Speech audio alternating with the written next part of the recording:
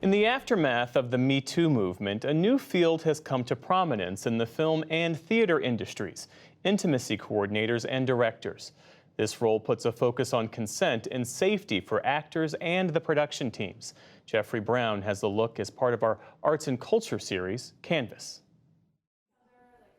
The touch of a face, clasping hands, an embrace. It's a different kind of choreography on set or stage, one of intimacy, Whoever hasn't been the outside eye will now be the outside eye. and a new kind of training Your actors are coming in knowing that they're doing the kiss, they're falling onto the bed, and then they're starting to of what are they called know intimacy that, right? They know coordinators whatever in this TV is. and film and intimacy directors in theater.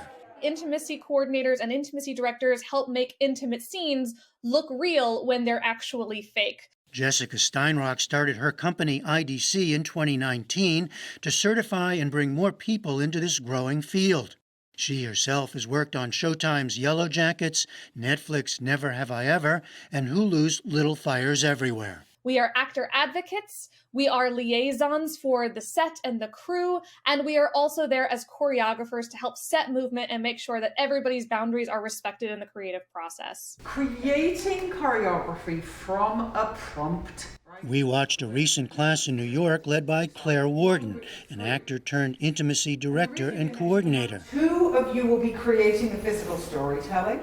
to teach some of the fundamentals of movement, but also how to watch carefully and talk through issues with actors and directors. We're also physical storytellers, so we're creating agreements of movement or choreography sometimes in order to keep the clarity of that physical storytelling and the boundaries that have been agreed on by the actors telling that story consistent. So, Jessica, do you see this as a real sea change in Hollywood and theater?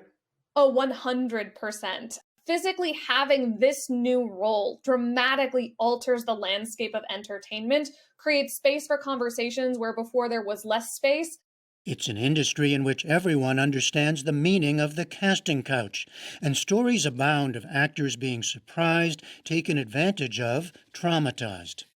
Then 19-year-old Maria Schneider in 1973's Last Tango in Paris said she felt, quote, a little raped in a scene with Marlon Brando. Director Bernardo Bertolucci would later admit he didn't tell Schneider ahead of time how he wanted the scene to unfold. Actress Sharon Stone had said she was told parts of her body would not be shown in a scene in 1992's Basic Instinct, but later found out that wasn't the case. For every story that the public get to hear, there are tens, hundreds of thousands of stories that we don't get to hear from similar people. This past January, the leads in 1968's Romeo and Juliet, Olivia Hussey and Leonard Whiting, filed a lawsuit against Paramount for exploitation and using nude images of them, teenagers at the time, that they were told wouldn't be used in the film. A California judge recently ruled the case could not go forward, citing First Amendment and technical barriers. But a lawyer for the actors said they would file a new suit in federal court.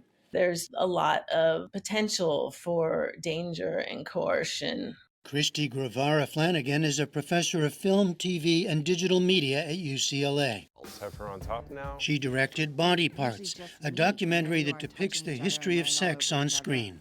Directors, historians, and actors including Jane Fonda, Rosanna Arquette, and Rose McGowan share their experiences in the industry.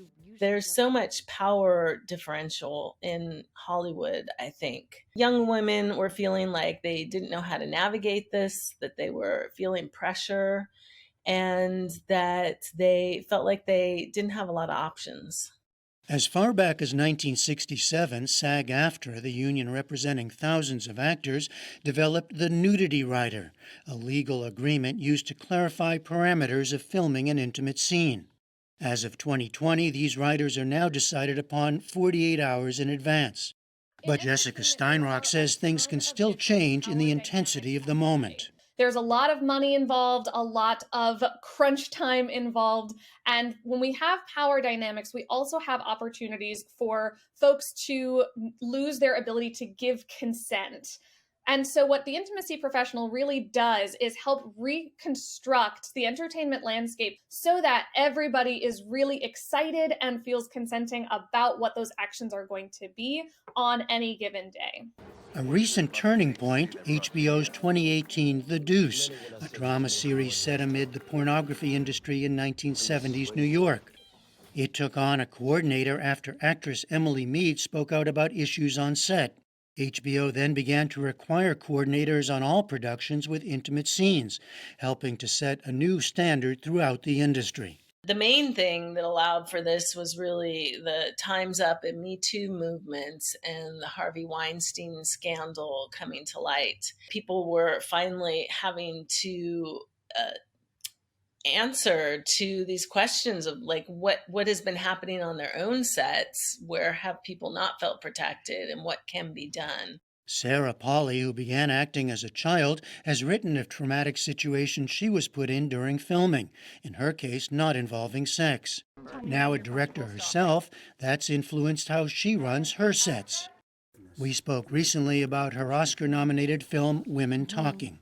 I think for so long now it's been considered a badge of honor to tell war stories as a filmmaker about the way you manipulated people or betrayed people or told them something when something else was actually happening in order to get a great moment. But I'm always curious if those same filmmakers could remake their films and behave with a certain amount of decency and care. I wonder if they'd make even better films, even the good ones. I wonder if they would have been better if people had felt safe. We'll never know.